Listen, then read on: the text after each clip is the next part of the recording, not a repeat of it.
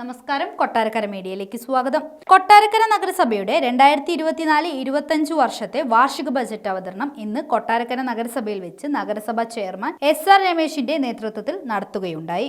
ഈ ബജറ്റ് നിശ്ചയമായി നമ്മുടെ നഗരസഭയുടെ ഭാവി പ്രവർത്തനങ്ങൾക്കും പുരോഗതിക്കും ഒരു വഴികാട്ടിയാകും എന്ന കാര്യത്തിൽ ഞാൻ തർക്കമില്ല.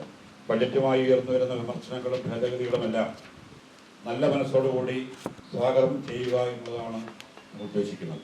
അഭിമാനത്തോടെ പറയട്ടെ, കഴിഞ്ഞ ബജറ്റിലെ വാഗ്ദാനങ്ങൾ ഏറെ പരിമിതിക്കുള്ളിൽ പൂർത്തീകരിക്കാനാകുമെന്ന ചരിത്രത്തിലാണ് ഈ വർഷത്തെ ബജറ്റിലേക്ക് നാം കടക്കുന്നത്. ഇന്ത്യയുടെ ചരിത്ര രേഖകളിൽ സുവർണ ലിപികളിൽ രേഖപ്പെടുത്തിയ ഡിജിറ്റൽ സാക്ഷി നേടിയ ആദ്യ നഗരസഭയാണ് നമ്മുടെ നഗരസഭ. അതിതരത്തിലില്ലാത്ത കൊട്ടാരക്കരയായി മാറുന്നതിനുള്ള അവസാന തയ്യാറെടുപ്പാണ് കൊട്ടാരക്കര നഗരസഭ. നവകേരളത്തിനൊപ്പം കൊട്ടാരക്കരയെ മാലിന്യമുക്തമാക്കുന്നതിനുള്ള പ്രവർത്തനങ്ങളിൽ തീവ്രമായി നാം ഏർപ്പെട്ടിരിക്കുകയാണ്. ശുചിത്വം എന്നത് സംസ്കാരമാണ്. സ്വാതന്ത്ര്യത്തെക്കാൾ പ്രധാനമാണ് പൊതു ശുചിത്വം നാം ശ്രദ്ധിക്കുന്നു. മഹാത്മാഗാന്ധിയുടെ മഹത് വചനങ്ങളെ പിൻബലമാക്കി നാം ആവിഷ്കരിച്ചു വരുന്ന ചേരോട് കൊട്ടാരക്കര പദ്ധതി ആഗ്രഹിച്ച വേഗത്തിലെത്തിക്കുവാൻ കഴിഞ്ഞില്ലെങ്കിലും നഗരത്തിന്റെ മാലിന്യ പ്രശ്നങ്ങളിൽ ഒരു പുത്തൻ മാതൃക സൃഷ്ടിക്കുവാൻ നമുക്ക് കഴിഞ്ഞു.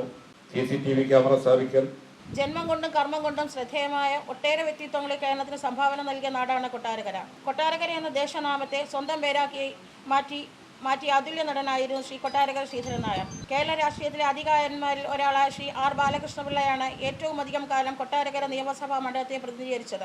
സംസ്ഥാനത്തിന്റെ വൈദ്യുതി, ഗതാഗതം തുടങ്ങിയ വകുപ്പുകളുടെ മന്ത്രിയായും പാർലമെന്റ് അംഗമായും ഒക്കെ പ്രവർത്തിച്ചിട്ടുള്ള അദ്ദേഹം ദീർഘകാലം കൊട്ടാരക്കര ഗ്രാമപഞ്ചായത്ത് പ്രസിഡന്റായിരുന്നു. ടൂറിസം രംഗത്ത് മീൻപിടിപ്പാറ പദ്ധതി ബഹുദൂരം മുന്നോട്ട് പോയിരിക്കുന്നു.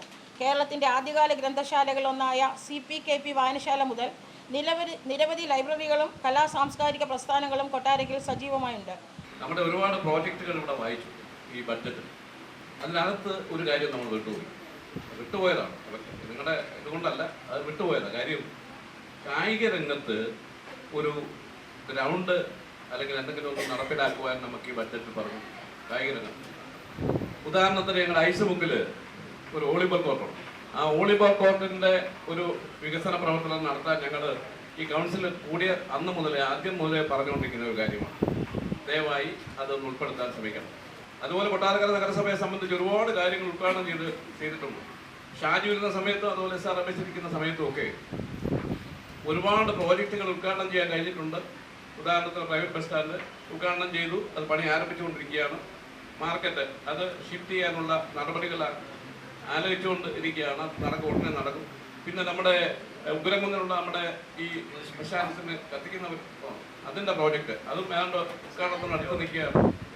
ഇങ്ങനെ ഒരുപാട് വലിയ പ്രോജക്റ്റുകൾ ഉദ്ഘാടനം നടക്കുന്ന ഒരു സാഹചര്യത്തിലേക്ക് നമ്മൾ നീങ്ങിക്കൊണ്ടിരിക്കുകയാണ്. അർത്ഥത്തിൽ മാറ്റം ഉണ്ടാവും എന്ന് പ്രതീക്ഷിച്ചുകൊണ്ട് ഈ ബഡ്ജറ്റിനെ അവതരിപ്പിച്ച വൈസ് ചെയർമാനെ അഭിനന്ദിക്കുന്നതോടൊപ്പം ഈ ബഡ്ജറ്റിനെ പിന്താങ്ങുന്ന അറിയിച്ചുകൊണ്ട് നന്ദി, നമസ്കാരം.